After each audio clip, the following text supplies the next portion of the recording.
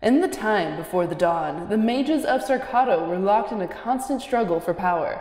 They would battle to control monsters and minions. At the end, the mage with the greatest fighting force was declared leader. This is the origin of the Archmages.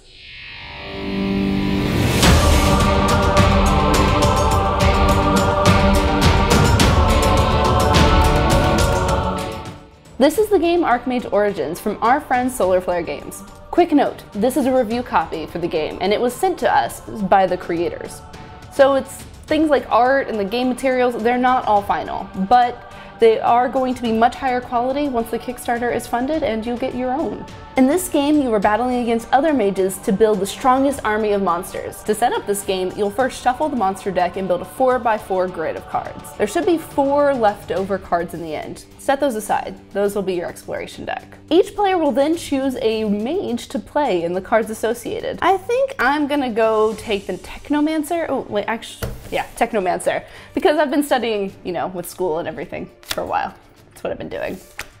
Technomancing. Finally, choose the style of battle. There are 2 types of battles you can do. You can play at a designated corner on the board, or you can do a free-for-all where everyone's playing everywhere. The first style is much more strategic, and we'll be showing that way in this demo. Now that setup is complete, all mages will shuffle their cards and reveal the top 1.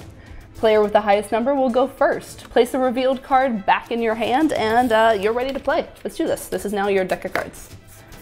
On your turn, you will peek at 2 monster cards on the field, looking at them one at a time. Keep in mind you can only peek at one of the 2 cards that the mage before you had peeked at. If one of your cards you peeked at is a spell card, you'll reveal that card and then do what the text on that card says. Spell cards do not count as your peek actions, and if they cause you to shuffle the card that you peeked at first, then you get that peek action back as well, which means you can look at 2 cards all over again. After you've peeked at 2 monster cards, you may then choose to swap their locations on the field.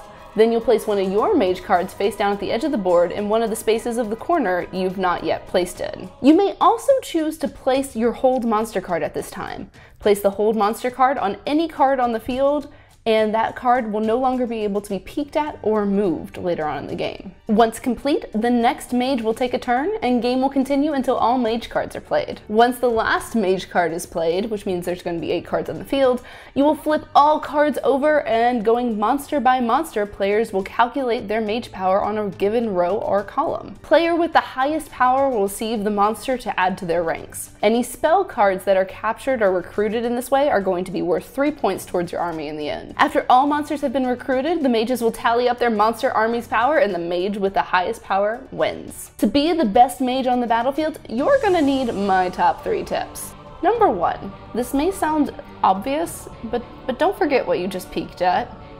Seriously don't. Like, this game is as much about memory as anything else, and my memory is lay poop. So don't forget what you peeked at. And if you do, swap it anyway, because then nobody knows, right? Right? Hopefully? Maybe?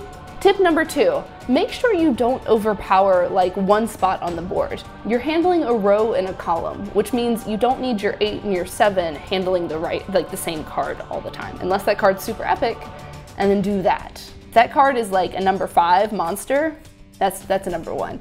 If that card's a number 5 monster, then take it. Take it for all it's worth, not this number 1. Don't try to summon your power on a number 1, not a good plan. Tip number 3, your hold monster card is the most strategic thing you have in the game. So use it to trap people into bad cards or to get the best card left in like your highest row and column. I like to use it to trap other people, but you can use it for good too. Like you can use it to help yourself out. I just like to stick somebody's worst card, put a whole monster there, and then make them get it. Because why not? Because I think that's fun. So that's the game of Archmage Origins. This game is a fun, light strategy, quick playing battle. The art looks fantastic, but what would you expect? Would you expect anything less from Andorra Sidonia and his artwork with SolarFlare Games? It's just a great partnership, it's beautiful.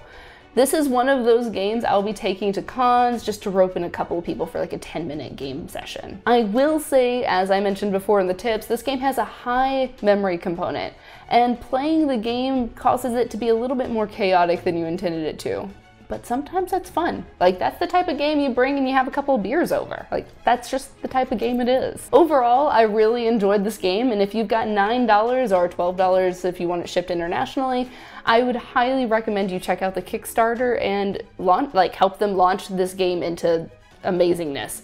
This is going to be the beginning of a wonderful series of games called the Dawn of the Archmage, which is going to be amazing, so get excited. Thanks for watching, Weirdlings. It's been a while since I've had a chance to sit down and make one of these. Promise, I've got it in my schedule to do more. I miss making board gaming videos. As always, don't forget to like the video if you like watching board gaming stuff on the channel. Don't forget to subscribe to the channel for this and more amazing stuff. And if you've got friends that you want to play this game with, share this with them so that they can learn the game and you don't have to teach them the rules. I already did. See you next time, friends. Bye!